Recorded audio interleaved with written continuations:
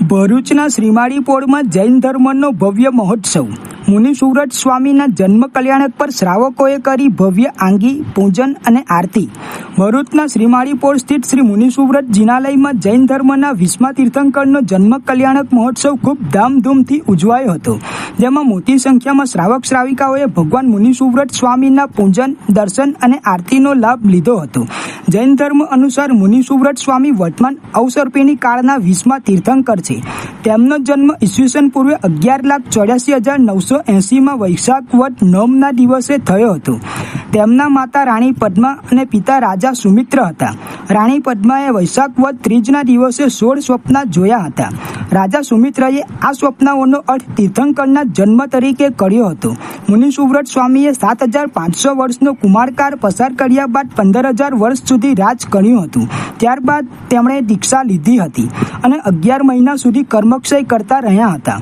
કેવળ જ્ઞાન પ્રાપ્ત કર્યા બાદ તેઓ 30,000 વર્ષ સુધી વિચરણ કરતા રહ્યા હતા. અંતે ફાગણ વદ 12ના દિવસે સંમેત શિખર પર નિર્વાણ પામ્યા હતા. જૈન શાસ્ત્રો મુજબ જૈન રામાયણની ઘટનાઓ તેમના સમયમાં બની હતી. તેમના મુખ્ય ગણધર મલ્લીનાથ સ્વામી હતા.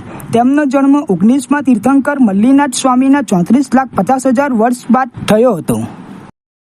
આજે વૈશાખ વદ 8ના દિવસે ભગવાન પુરુષો સ્વામીનો જન્મ થયો હતો, જે પરમાત્મા 24 તીર્થંકરમાં 20મા તીર્થંકર છે. પ્રભુનો જન્મ થાય, આખા વિશ્વમાં પ્રકાશ ફેલાય, દેવદુંદુભ્યોનો નાદ ગણગણે અને સમગ્ર વિશ્વમાં આનંદ અને શાંતિની લહેર ફેલાઈ છે. પ્રભુના જન્મ વખતે આખું વિશ્વ શાંત પ્રશાંત હોય. હવા પણ જરા પણ ધૂમ ના ઉડે એ રીતે વ્યક્ત હોય. પંખીઓ પણ બહુ મજાનો શુભ અવાજ કરતા હોય અને આખું વિશ્વ વસંત ઋતુની સમાપ્તિ, ગ્રીષ્મનો પ્રારંભ, એના કારણે ફળ અને ફૂલ નથી લદાઈ ગયેલું હોય. એવા ટાઈમે પરમાત્માનો જન્મ થયો. આજથી લગભગ 11 લાખ વર્ષ પહેલા ભગવાન મુનિ સુવ્રત થયા. એ હરિવંશના રાજાને ત્યાં એમનો જન્મ થયો હતો, જે વંશમાં જ શ્રી કૃષ્ણ ભગવાનને વિરાટ થયા. જમરાજ જેમ શ્યામ હતા, કૃષ્ણ જેમ શ્યામ હતા, ભગવાન મુનિ સુવ્રત પણ શ્યામ હતા. એમણે ભરૂચ સાથે એમનો સંબંધ એવી રીતે થયો કે એમના આગલા ભાવનો મિત્ર કોઈ શેઠ એ મરીને ઉત્તમ જાતિનો અશ્વ થયો હતો. અશ્વ એટલે ઘોડો. એના રાજાએ અશ્વમેધ યજ્ઞ પ્રારંભ હતો. એમાં એનો હવન કરવાનો હતો.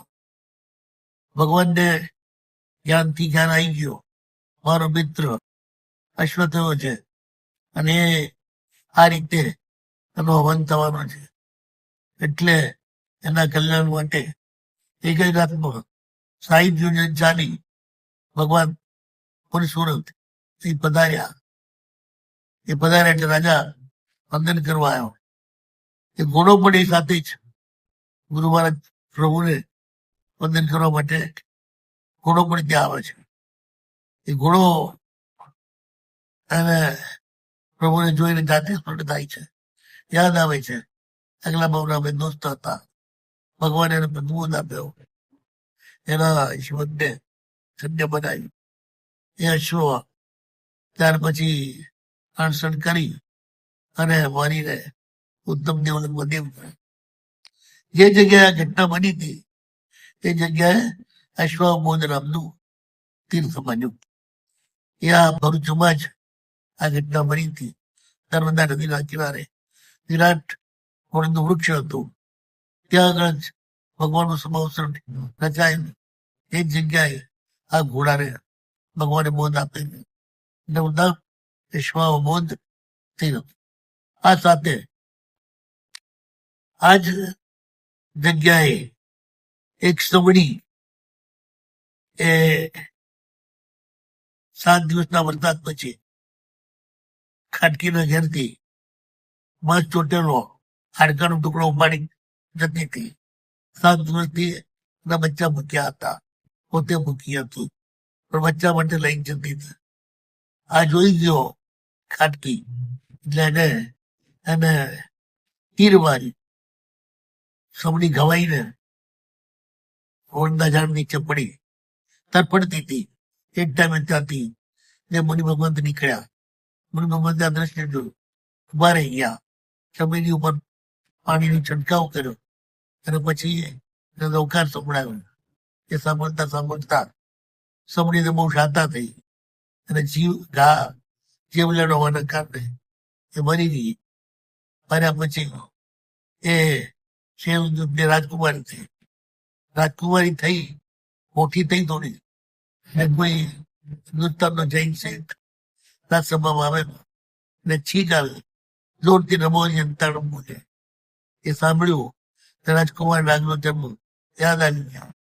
એટલે બાપા પાસે જીત કરી ને એ મોટા વાળના ખાપલા સાથે પોરજ બંદરે આવે છે. જે જગ્યાએ પોતે પોતાનું જ્ઞાન છોડેલો વડના ઝાડ નીચે, તે જ જગ્યાએ એને પોતાની સ્મૃતિમાં પુરુષો સ્વામીનું મંદિર બનાવ્યું.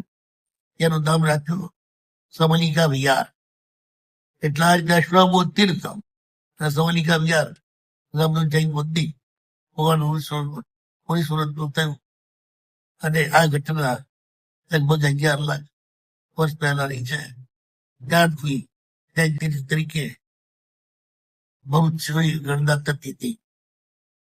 આ મંદિર જે જગ્યાએ હતું ત્યાં છેલ્લો જીર્ણોદ્ધાર કુમારપાળના મંત્રી બાણશાહે કરેલો. એ મંદિર અલ્લાઉદ્દીન ખિલજીના સમયમાં બંધ થયો. ભગવાનની મૂર્તિ તો બચાવી લેવામાં આવી, જે અત્યારે શહેરમાં નવા મંદિરમાં વિરાજમાન છે. એ મંદિર જે છે એને જુમ્મા મસ્જિદમાં મુસલમાનોએ પરિવર્તન કર્યું. એ મસ્જિદ આજે પણ નર્મદાના કિનારા પાસે છે. એને જોઈ તમે કહી શકો કે આ પ્રાચીન જૈન મંદિર છે. એવો આ ભરૂચનો ઇતિહાસ, ભગવાન ભવિષ્યનો એમની સાથેના સમગ્ર ઇતિહાસ છે.